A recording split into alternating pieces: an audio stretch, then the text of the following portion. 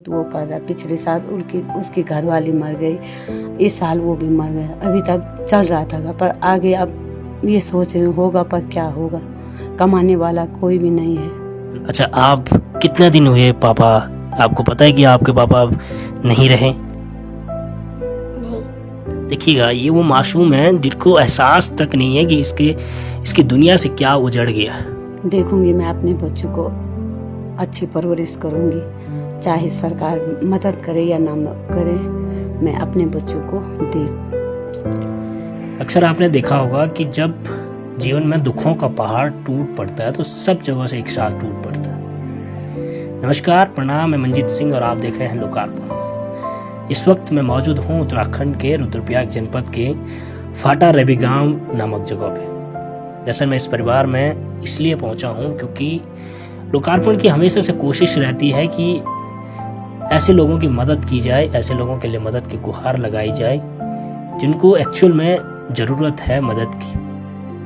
दरअसल कहानी इस तरह है कि एक परिवार ऐसा था जो अच्छे से फलीभूत रहा था, मगर ऊपर वाले का ऐसा कहर टूट पड़ा कि धीरे धीरे एक के बाद एक चल बसा। परिवार में लगभग 5-6 बच्चों का ये परिवार है और एक मातृशक्ति हमारे साथ है जो अभी भी हिम्मत बांधे बैठी है कि हाँ, मैं अपने दम पे इन बच्चों को अच्छी शिक्षा दूंगी और उनकी एक अच्छी परवरिश करूं। दरअसल मैं रविग्राम में इस परिवार में मौजूद हूं और कहानी में आपको बताते चलूं तो ये एक परिवार ऐसा है जहां कुछ महीनों पहले इनके दादाजी की मृत्यु हो जाती है, उसके बाद इनकी माताजी की मृत्यु हो जाती है और उसके बाद पूरे परिवार की जिम्मेदारी इनके पिताजी के ऊपर थी। छोटे छोटे ये बच्चे हैं और चंद कुछ ही दिन पहले अब इस दुनिया से इनके पिताजी भी चल बसे। दरअसल बात यह है कि ये तमाम चीज़ों के बीच अब चुनौतियां ये हैं कि किस तरह से इन सभी बच्चों का लालन पालन अच्छे से हो पाएगा, किस तरह से इनकी शिक्षा को एक बेहतर शिक्षा के लिए आगे प्रेषित किया जा सके।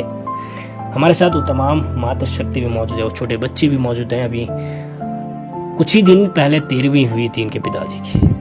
उन्हीं से पूछेंगे कि किस तरह से अब आगे जीवन रहेगा, लेकिन हमारी कोशिश रहेगी कि आप लोग भी मदद जरूर करें इस परिवार की, ताकि इनकी बच्चों की, ये बच्चे जो छोटे छोटे नौनिहाल हैं, इनकी शिक्षा अच्छी हो सके, इनको अच्छी स्वास्थ्य सुविधाएं मिल सकें और इनका भविष्य एक अच्छा बन सके। सबसे पहले इन्हीं से बात करेंगे, मातृशक्ति से, लेकिन उससे पहले इस बच्चे से बात करें। बेटा, क्या नाम है आपका? रिया। अच्छा, आप कितने दिन हुए पापा, आपको पता है कि आपके पापा अब नहीं रहे? नहीं। देखिएगा, ये वो मासूम है जिनको एहसास तक नहीं है कि इसकी दुनिया से क्या उजड़ गया। शायद ये चीज आप और हम समझ सकते हैं, बट बेटा अभी क्या बनोगे आप आगे? फौजी।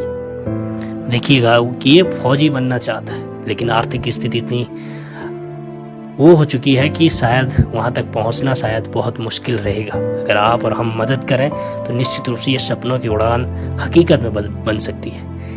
उन्हीं की एक छोटी गुड़िया है, ये भी उनका बालक है और ये उनकी छोटी बच्ची है। उनसे भी पूछेंगे। ये देखिएगा, सपने कितने बड़े होते हैं। बेटा, क्या नाम है आपका? प्रेरणा। क्या बनोगे आप आगे चल के?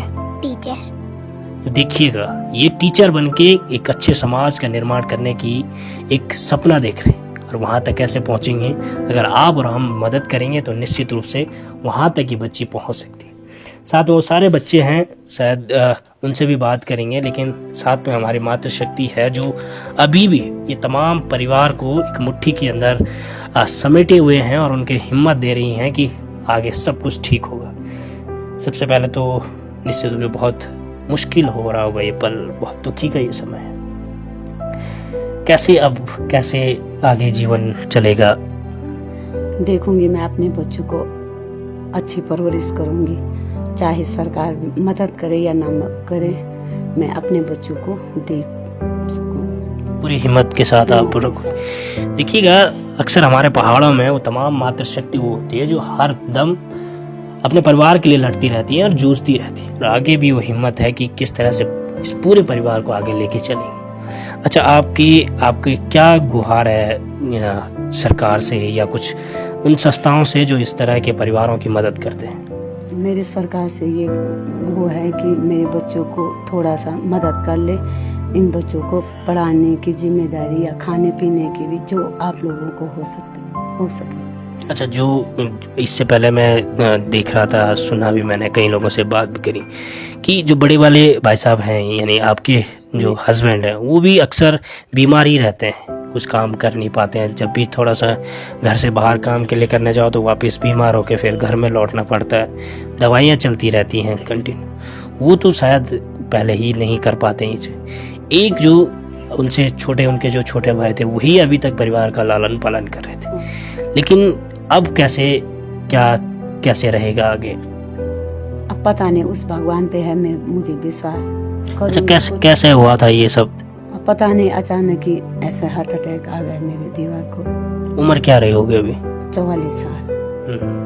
अच्छा, बच्चे कुछ मैं देख रहा था कि आप कह रहे थे कि कुछ अभी कॉलेजों में पढ़ाई कर रहे हैं, कुछ बड़ी स्कूलों में भी हैं, कुछ ये छोटे बच्चे अभी छोटे स्कूलों में भी हैं। तो कैसे वो फीस को आना जाना कमरे का? कर रही थी मैं, थोड़ा बहुत मेरे देवर कर रहा था, थोड़ा बहुत वो कर रहा। पिछले साल उसकी घरवाली मर गई, इस साल वो भी मर गया। अभी तक चल रहा था, पर आगे अब ये सोच रही हूँ होगा पर क्या होगा, कमाने वाला कोई भी नहीं है ना। अच्छा, वो जो अन्य जो तमाम क्षेत्रीय लोग हैं जो समाज में अपनी एक अहम भूमिका निभाते हैं, खासकर अगर कुछ चर्चित चेहरों की बात करूं जो समाज में इस तरह के परिवारों की मदद कर रहे हैं, उनसे क्या मदद की गुहार लगाएंगे आपकी? जो सबसे पहले जो मदद बेसिकली चाहिए? सबसे पहले मेरे बच्चों की शिक्षा, वो मदद चाहिए मेरे को। फिर जो भी है खाने पीने का तो वो मैं कर ही लूँगी, है ना।